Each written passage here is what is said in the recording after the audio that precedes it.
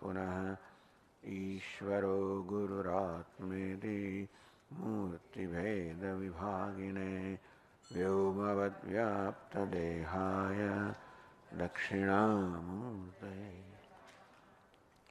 ॐ पार्थाय प्रतिबोधितां भगवता नारायणेन स्वयं व्यासेन ग्रथितां पुराणमुनिना मध्ये महाभारतम् अद्वैतामृतवर्षिणीं भगवतीम् अष्टादशाध्यायिनीम् अम्ब त्वामनुसन्दधामि भगवद्गीते भवद्वेषिणीम्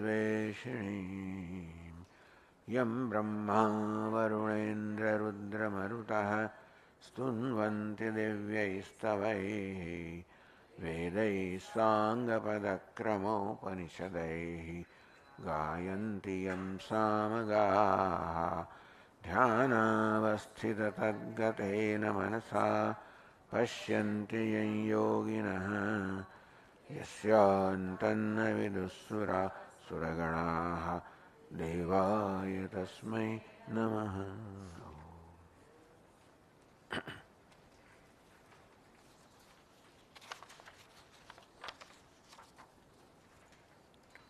Open page number 1,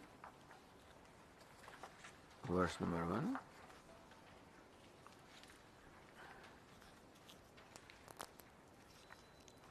Shri Bhagavan Uvac Ajopi Sannavyayatma Bhutanam Ishwaropi San Prakritim Swamadhisthaya Sambhavamyatma Mayaya.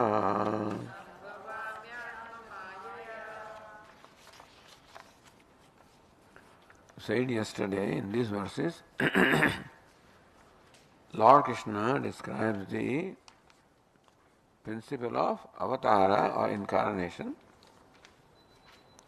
Avatara or incarnation is an important principle in Vedanta, in Hinduism.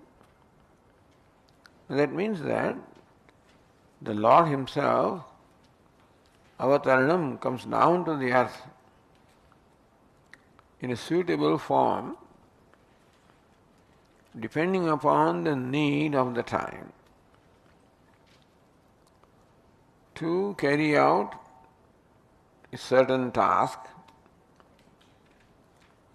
The next verse is Paritranaya sadhunam vinashaya cha dushkritam. Sadhunam paritranaya dushkritam vinashaya. For protecting the righteous ones and for destroying the wicked. We'll talk about that. So that is the purpose why the Lord incarnates into a given form. You know very well the incarnations are in different forms. Matsya, Kurma, Varaha. Matsya means a fish, Kurma, Varaha.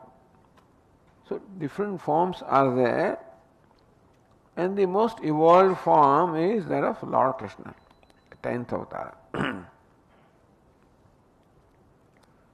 But mainly the purpose of avatara or the Lord coming down to earth is to protect the righteous and destroy the wicked. Dharma samsthapanarthaya, for establishing dharma or righteousness. It is dharma, means the right conduct. Conducting ourselves in keeping with the basic law of interaction. How do we interact with you? How do I speak to you? How do I behave with you? How do I treat you? And while I am interacting with you, behaving with you, treating you, what should be my internal bhavana or attitude? how should my behavior be and what should my attitude be. This determines the quality of my interaction. If the members of the society, members of any group, including a family even, and of society also, if they relate to each other according to certain, if it's a rule-based society, then everybody knows the rules and accordingly we behave and then we interact with people. What they call a rule-based society. Rule is a dharma, the righteousness. We told you basic rule yesterday that we should try to treat others the way we ideal. This is a fundamental law or fundamental dharma.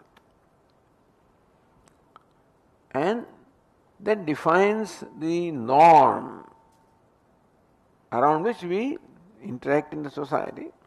Then I know how you will behave and you know how I will behave and there can be harmony. It's called dharma. As long as dharma or harmony prevails, people are happy.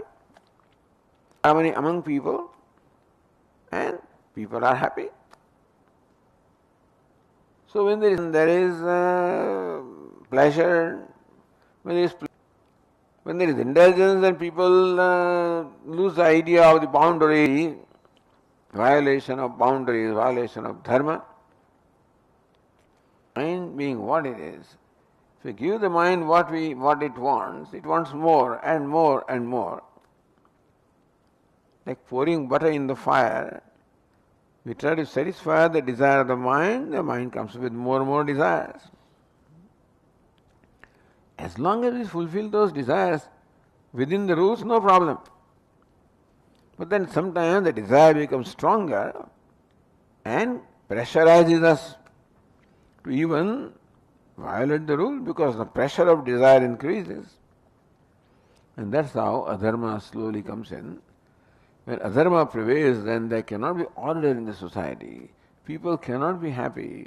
So that is when Lord feels that he should intervene and bring everything into order. Paritranaya sadhunam. Sadhus are the God-fearing people who follow dharma, righteousness. You should protect them. Vinashaya duskritam. Those crooked fellows who has made it their business to violate the rules and they seem to prevail in the society and they have disturbed the harmony of society, to subdue them. Dharma samsthapanarthaya, for establishing the rule of dharma, righteousness in society. So that is the purpose of the incarnation of the Lord. But important thing that the Lord Krishna says is that his birth is not like birth that you and I have. You and I are born according to, as determined by our karma, the actions that we have performed in the past. The past karma determine the present. So what we are in present, for example, this body that I have in the present is the product of the karma I have performed in the past. And so the present is the product of the past. But the important thing is that future is the product of the present. So this law of karma, which sometimes people criticize, law of destiny, and that makes people, that somehow discourages the purushartha or the self-effort. It is not so. This is meant to in fact encourage the self-effort of purushartha, because if the present is the product of the past, then future is the present, the product of the present. So what I do, that's how I build up my destiny. So law of karma means that we have the freedom to build our own destiny, and therefore we should take responsibility for what we do. So this is the law of karma, law of dharma, and that dharma-based society will function smoothly people will be happy, in harmony. When that gets disturbed, and to such an extent that Lord feels that now he has to intervene, this is when he takes the incarnation. But birth that you and I have is a result of the karma that we perform. And our life also is in a way determined by the karma that we perform in the past. That is why each one has a different life, different destiny. Although, when we respond to destiny, we perform new karma and that way build the future destiny. The Lord is not bound by this karma. He is not born of the result of his own karma because he doesn't perform karma. This chapter teaches the secret of how a wise person appears to do everything without doing anything. Usually, it is said that the karma binds. That is, when I perform an action, I am accountable for the result of the action. If I perform an action, then I am accountable for the outcome of the action. If I say something here, I am accountable for the outcome of what I say. And then that again creates, when the outcome comes, I like it, I do not like it. If I like it, then I'm happy, and don't like it, unhappy. So happiness, unhappiness are the result. So likes and dislikes are the result. That's how new desires are the result, new karma. That's how the whole chain goes on. So Swamiji, when a wise person performs karma, does it mean that he also gets the result of the karma, he also gets bound and he also takes next birth? Answer is no. Why is the answer no? Because he appears to perform karma but does not perform karma. So that secret Lord Krishna wants to teach here. Lord Krishna wants to teach the secret of how to live life, how to perform our duties, how to do what we need to do without being bound. We perform karma but are not bound by karma. Ordinary person performs karma, is bound by karma because if karma phala outcome comes, then that creates new karma. So the secret is taught here as to how you perform the karma without being bound by the chain of the karma phala, the product, the cause and effect chain, how you become free, remain free from that. That we'll see. The Lord is like that. He appears to perform karma, but internally he has no kartrutva, no doership. So when he's born, he is not born as a result of some karma, he is born by his own will that he wants to take certain form, which is suitable for a given situation, to respond to the situation, to set things right. Now, when do you take that incarnation? Let us read the next verse. Yada yada hi dharmasya glanir bhavati bharata abhyutthanam adharmasya tadatmanam srujamyaham paritrāṇāya sadhūnām vināṣāya ca duṣkrutām dharma samsthāpanārthāya sambhavāmi yuge yuge.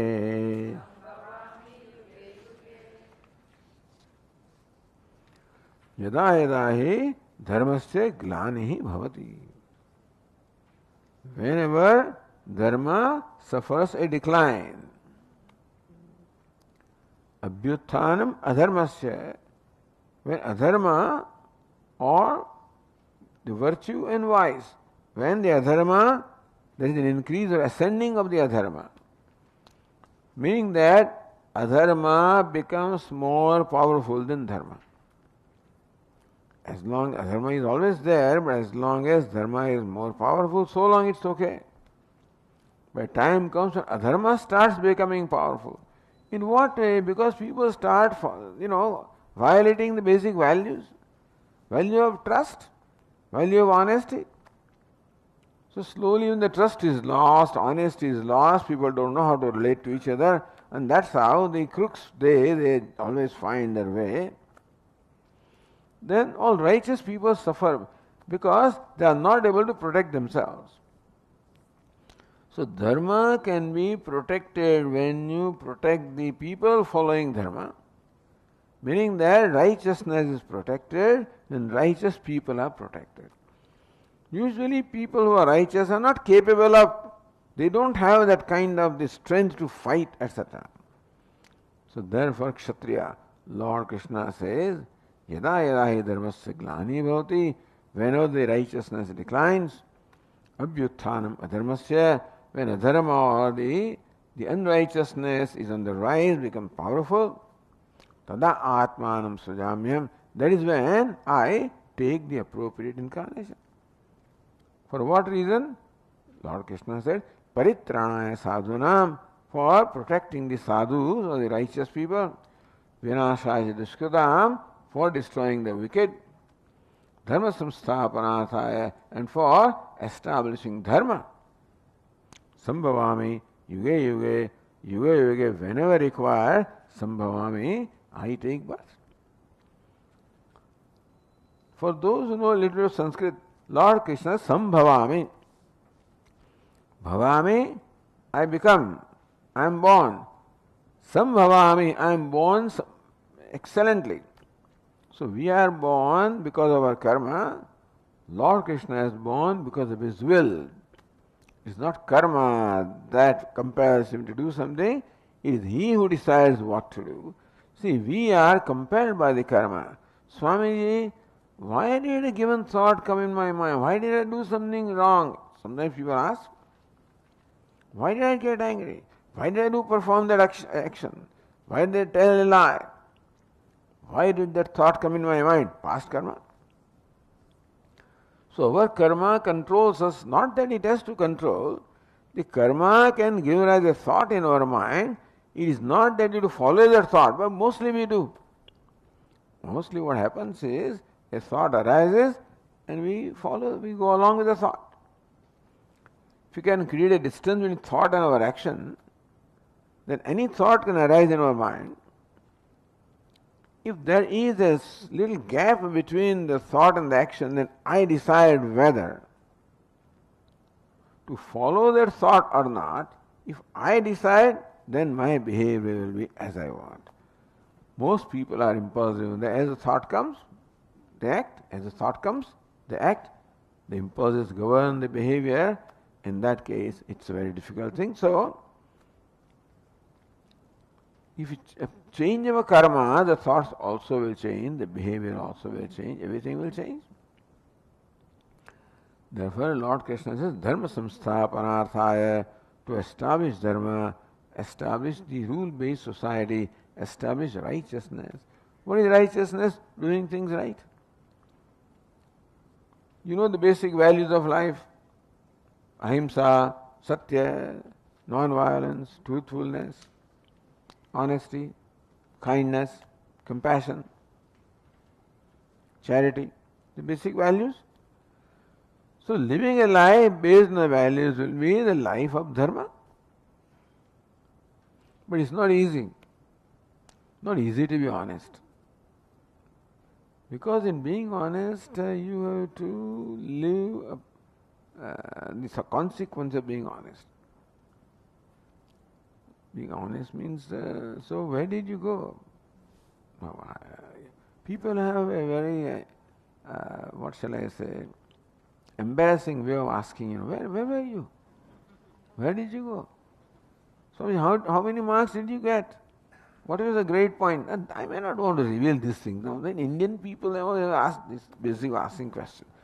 When you are traveling in train, in 5 minutes he becomes afraid. He starts, what is your salary?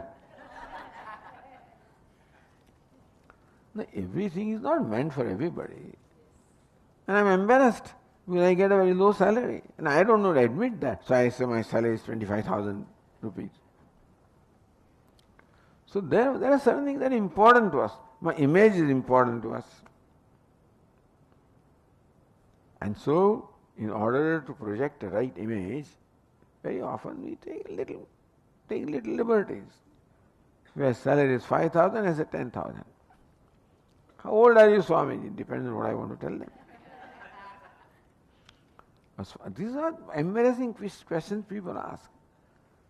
So Swami used to say that up to a certain point, people want to tell their age bigger, bigger than what they are. How old are you? So, in the beginnings, 40. When he's 50, he says, I'm 40. After 60, he says, I'm 70, Because see, in some 70, I still look young.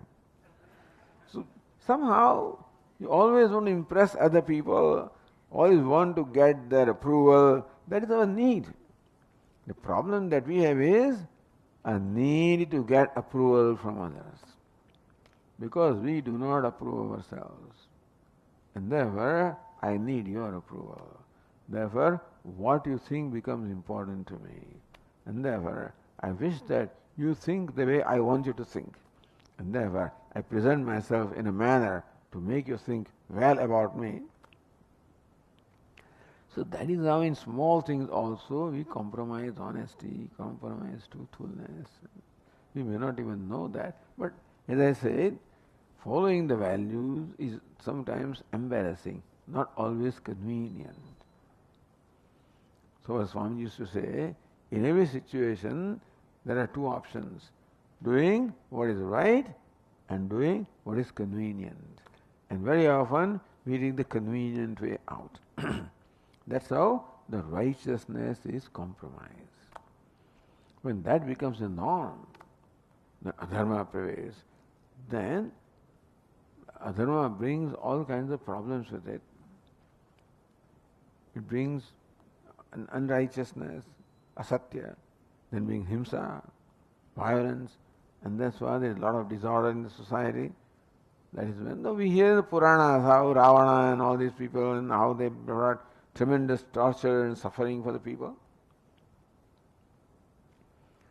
So dharma samsthapanarthaya, Lord Krishna says, then he intervenes and sets things right and brings an order to the society.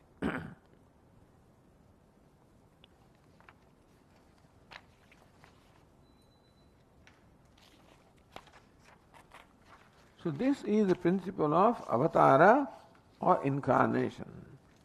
A very important principle for Hinduism. We accept avatara. We accept incarnation of the Lord. See, what is avatara? Avatara is born perfect. You and I are always born imperfect. We are born with limitations. Physical limitations, we are limited. The body is limited, mind is limited, intellect is limited. We are given different powers.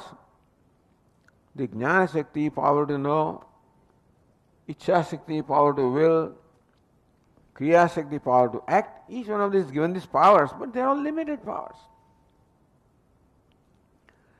When Lord takes incarnation, He has infinite powers. His Ichha, His willpower also is infinite. Satya Sankalpa, whatever He wills, Satya Sankalpa, whatever Sankalpa, whatever He wills, happens. His Kriya Shakti, the power to act, also is infinite. His knowledge is infinite. So even though Lord Krishna may look like a little boy, he is still Sarvajna, Sarvashaktiman, Sarvavyapi, all those attributes and all those virtues he possesses in totality. That's called avatara. So avatara means even though the Lord has taken a form such as human form, and human being normally has many limitations, but avatara is devoid of all limitations. And in Lord Krishna's life, that was very, very evident how from the childhood itself he did all these, he performed the karma, the amanushya karma, divine actions he performed, demonstrating his power of knowledge or power of action. So this is the principle of avatar. But every avatar does not display all all aspects. When Lord Krishna took incarnation as Nrsimha, half lion, half man, only one task was to kill Hiranyakashipu, and that's it. Then he went left. When he took avatar as a boar, as Varaha, his task was to kill Hiranyaksha. So sometimes avatars are taken for a particular task. When the task is over, then it departs. But avatar of Rama and Krishna are meant to perform many, many tasks, and therefore they lasted a very long time. So is Lord Krishna. Now, all this is described about the avatara. What do we have to learn from them? What lesson should we learn from that? Because learning must become beneficial to us. So therefore, in the 4th verse, on the 2nd page, Lord Krishna says, Janma karma cha me divyam evam yo veti tatvatah tyaktva deham punarjanma naiti mameti sorjuna.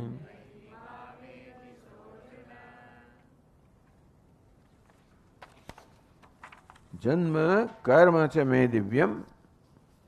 Me janma divyam. Me karma divyam. Me janma, Lord, my birth divyam is divine. Me karma divyam, my karma also is divine. My birth is divine. My actions are also divine. So what is meant by divine? In what way is the birth of Lord Krishna different from the birth of you and I? In what way is the action of Lord Krishna different from our action? What makes Lord Krishna's birth divine birth? What makes Lord Krishna's actions divine actions? A big secret is involved. He is born and still not born. He performs actions and still does not perform action. How does that work? Imagine a play being enacted on a stage, a play is being enacted. Imagine that there is an actor who is a very wealthy person, like a wealthy actor is there. That actor is performing the role of a beggar. So one who is within is a very wealthy person. The one who appears outwardly is a beggar. And so the actor performs the act of begging. Our Swami would say that, see, the Indian beggars have advantage, actors. This actor may have studied 20-25 beggars. He has a benefit also of the background music. Some nice singer is singing, bhajans and things like that. Actor can bring out tears from his eyes while begging. So that way the actor is very effective. So when he is bringing out tears from his eyes, do you think that he is really crying within inside? Outwardly, he appears to be crying. For whatever reason, because he has been hungry for the whole day, did not get anything today. He is so hungry and therefore he is crying. Tears are emerging from his eyes. Do you think he is really crying?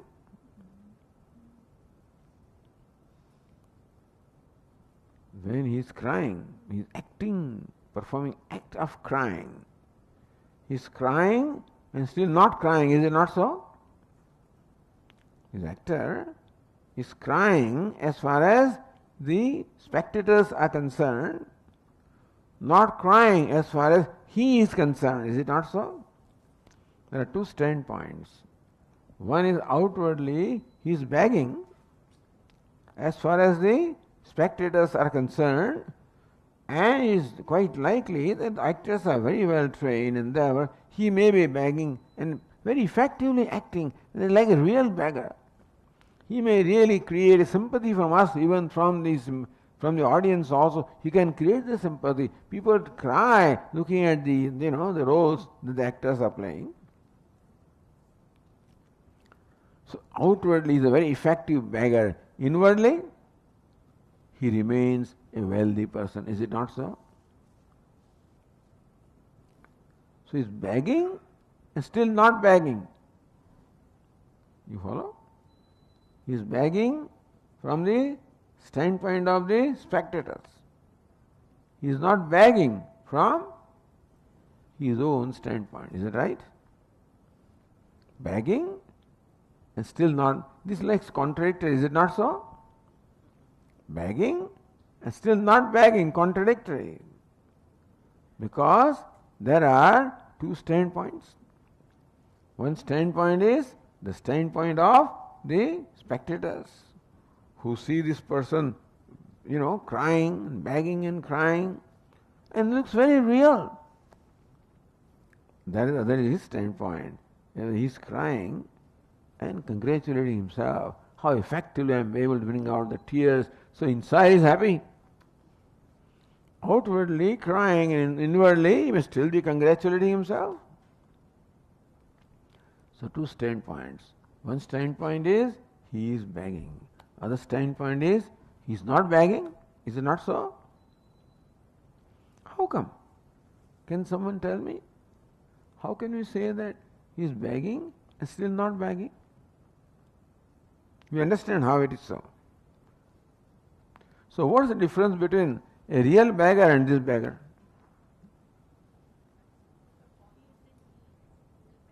Beggar is in need of something. Whereas the acting people, the actor, he has to act only for that role. So he doesn't indulge in that character.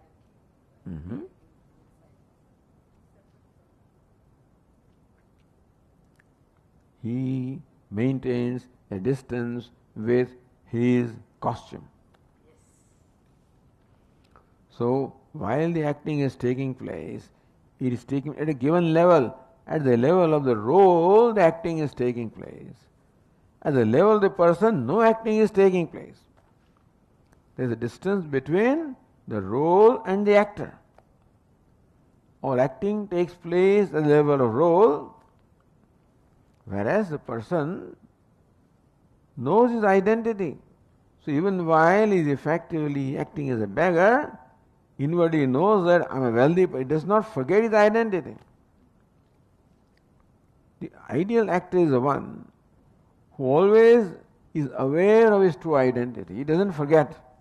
We asked this question to one of the very prominent lady who was the director of all many action, dramas.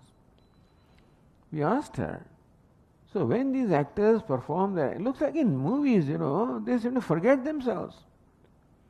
The Dilip Kumar, when he's drunk, he looks like he's actually done.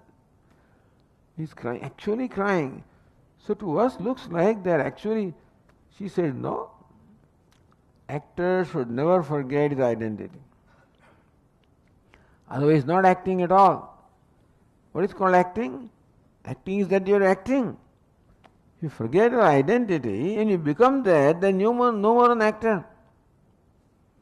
So he says the good actor is the one who always retains the awareness of identity and still acts effectively. That's a great accomplishment. But that's what an actor does. So that is why he's begging and still not begging. Why is it so? Because he is not identified with his costume. He is not identified with the role. He is playing the role, and there is a distance between the role and the actor, and there is what distance? It is distance of knowledge. Not distance, physical distance. Because where the beggar is, there the actor is. The beggar's hand is the actor's hand. The beggar's throat is actor's throat with which he is talking and singing.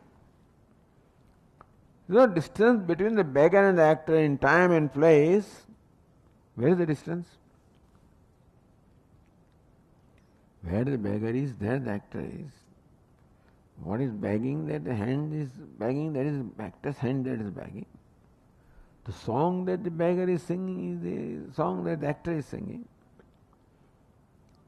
And still there is a distance between them. What kind of distance is that? Not physical distance. What is the distance? Little loudly.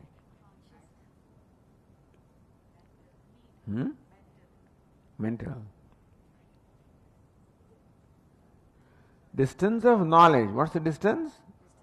Distance of knowledge. That he has a knowledge of who I am. He has knowledge of his true identity. Even while performing the action, he does not forget his true identity. Doesn't get lost in what he is doing. And therefore, he effectively retains his own self. That is the secret of acting. So when Lord Krishna acts, how does he act?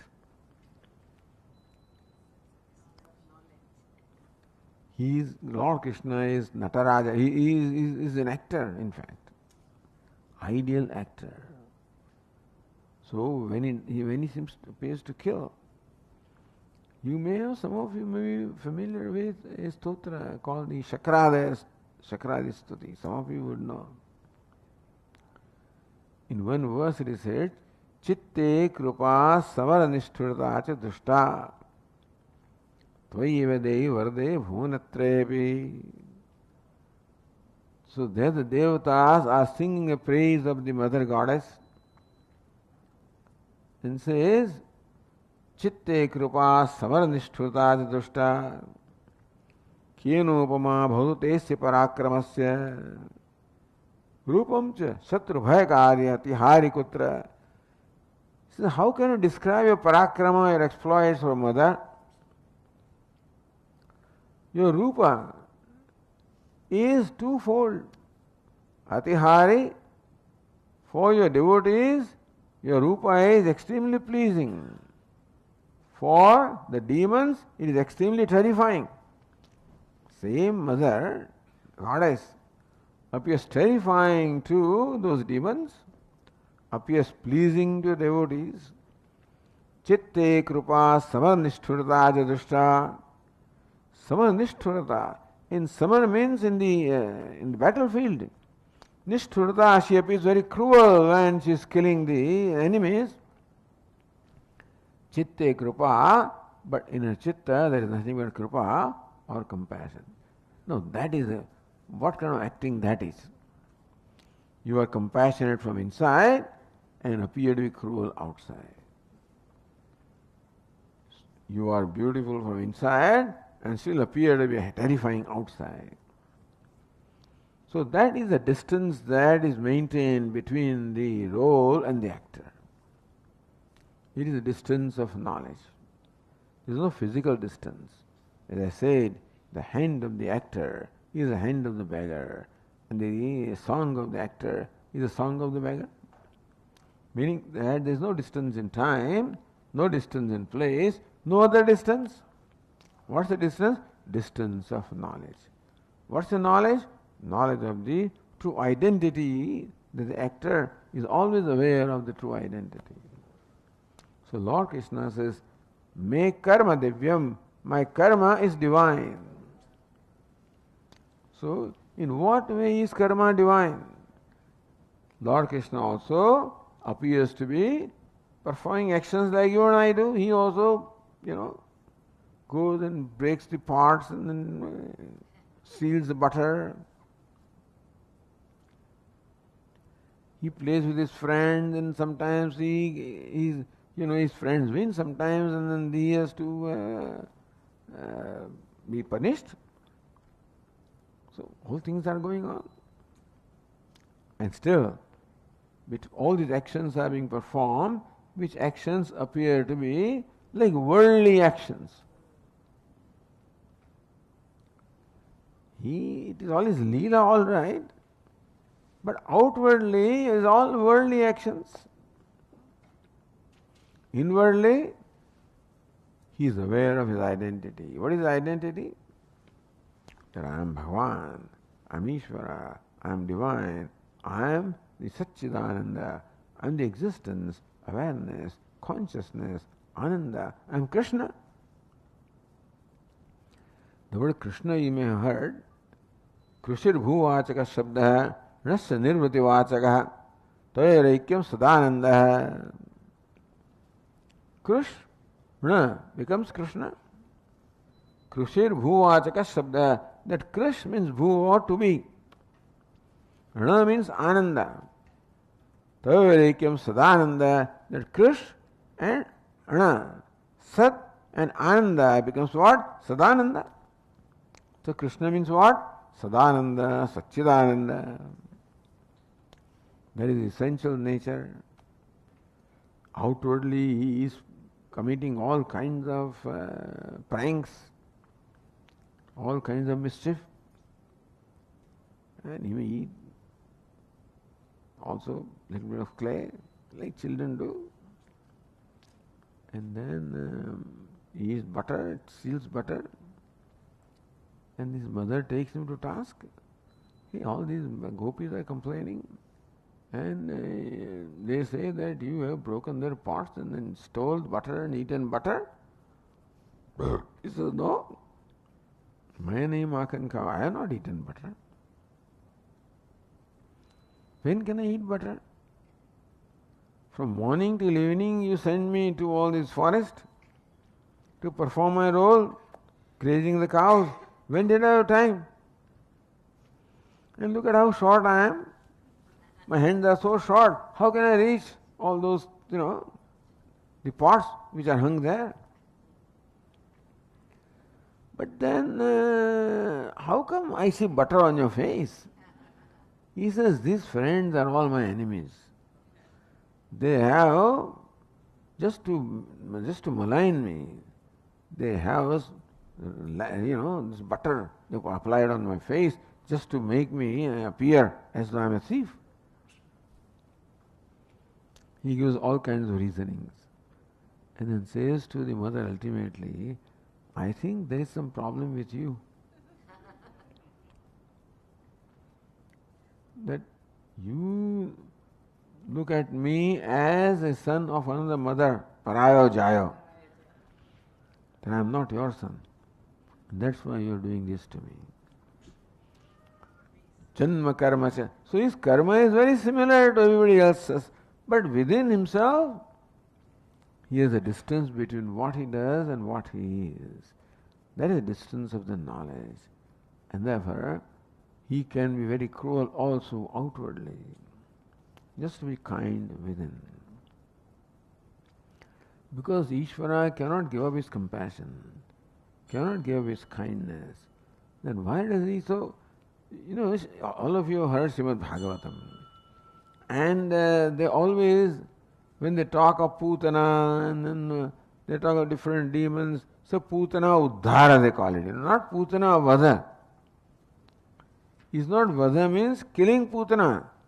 Putana Uddhara means what? Putana has been lifted and sent to heaven. So he has a luxury of killing these demons left and right, and still he does not kill them. He is not cruel to them. In fact, that outward cruel action also is for their well-being. Janma karma chame divyam. This verse that we just read, Lord Krishna says, Me karma divyam, my karma, my actions are divine, my birth also is divine. What is meant by birth,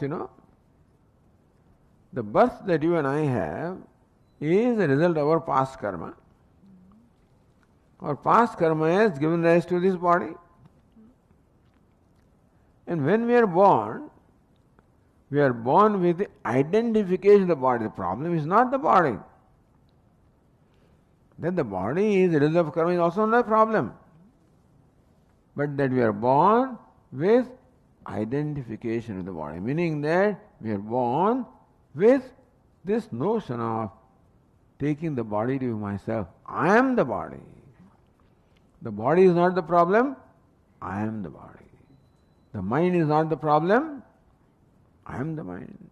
So body, mind, intellect, complex we have, this is like the costume.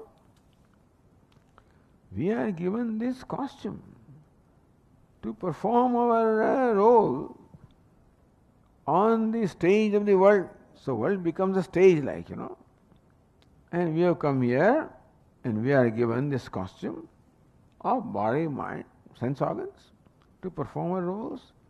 We are given different powers, the power to act, the power to will, the power to know. And where is the problem?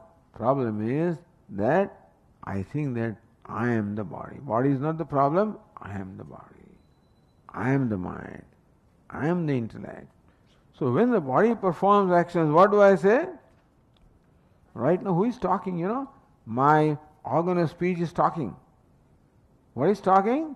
The organ of speech is talking. What is listening? Your organ of hearing is listening.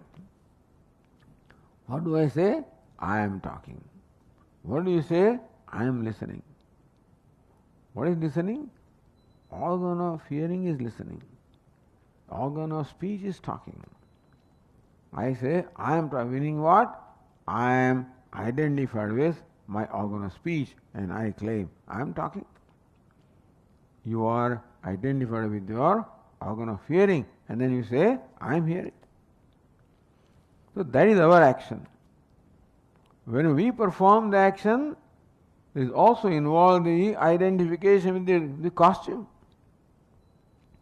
Like an actor who is a wealthy person has put on the costume of a beggar and something happens to him when he comes to the stage. Some little too much inside.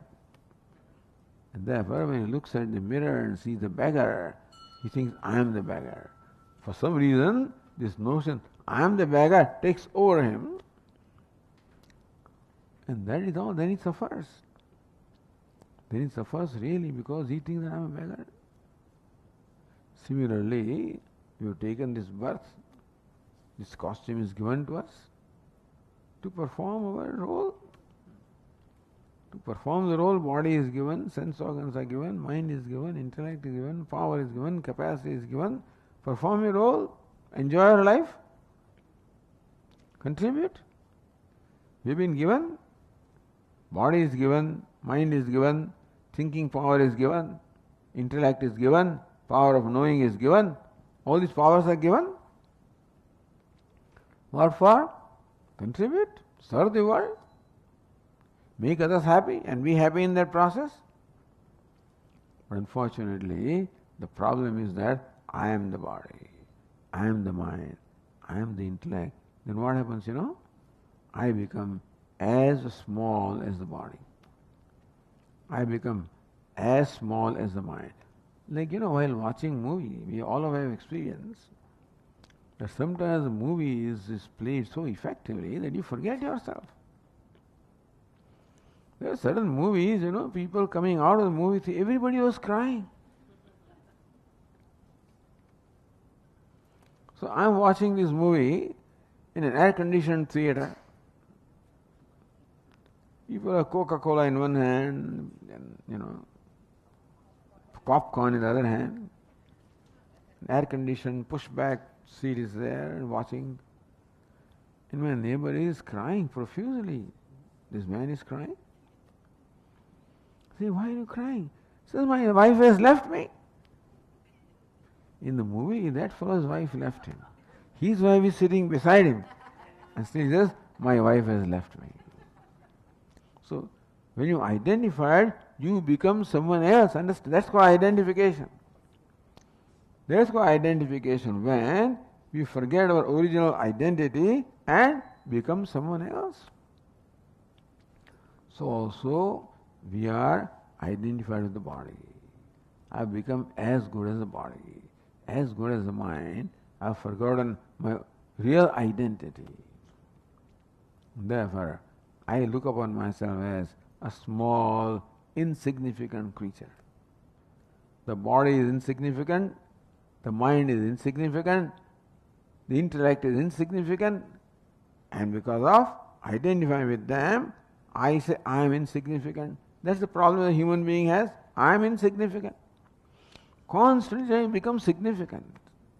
I struggle constantly, try to become significant, to prove myself that I am something, to get your approval, to prove myself I am something, because I feel that I am a small, insignificant entity. That is because of identification. Not that I am insignificant, because in reality, the Atma that Lord Krishna is the Atma that you and I are. Would you believe that? What is the difference between Lord Krishna and ourselves? Difference in costume. And what second difference? In the distance. With Lord Krishna there is a distance of knowledge that he performs acting. With me there is no distance of knowledge that I am identified. So basic difference between Lord Krishna and this one is the difference of identification and lack of identification. That's the only difference.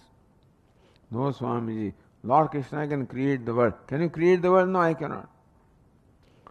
Lord Krishna can lift a mountain. Can you lift the mountain? No.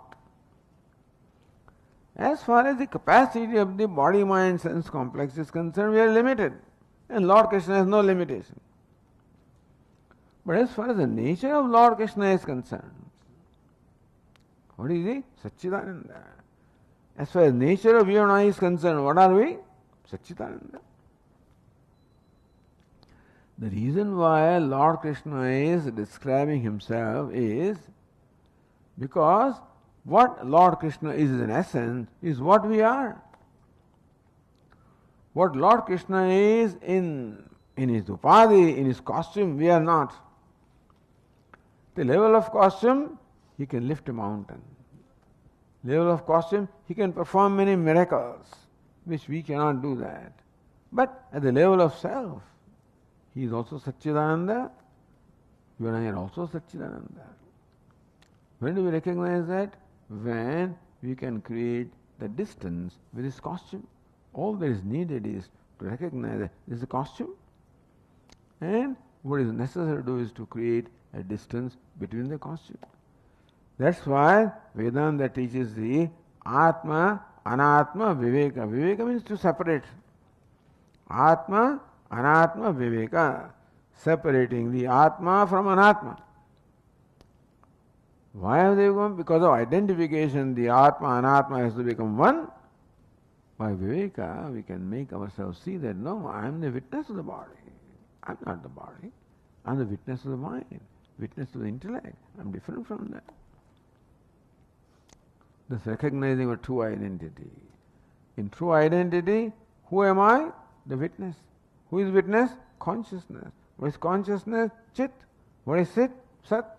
What is Sat? Ananda. And therefore, in essential nature, I am also Satchidananda. In essential nature, Lord Krishna also is Satchidananda. Where's the difference? Difference is in costume. Janma karma chame divyam. Lord Krishna says, my karma is divine, meaning that while performing karma, I know that I am not performing karma. It's a role that I am playing. If we also recognize that, suppose we also recognize by creating distance between the role and ourselves, recognize that I am the witness of the role, the actor playing the role, I am not the role, then we become the same as Lord Krishna, not at the level of the upadhi, but then at the level of the self. Lord Krishna is the self, there is only one self. No, Lord Krishna is a different self, and we have a different self, one self. Alone acting through countless costumes. Lord Krishna's costume is one. This is another one, that's another one. The costumes are all different, but then the self or Atma is one. So that is the secret. Lord Krishna is the one who knows that. Janma karma svame divyam evam yo veti tattvataha, one who knows in reality, tyaktva deham, after giving up this body, he doesn't take another birth, he is liberated. So, Lord Krishna is in this verse teaching the secret of moksha or liberation is by knowing the separation between the actor and the costume. So we'll continue tomorrow. Continue. Om Purnamadah Purnamidam Purnat Purnamudachyate Purnasya Purnamadaya Purnameva Vashishyate. Om Shanti Shanti Shanti Hari Om Shri Gurubhyo Namaha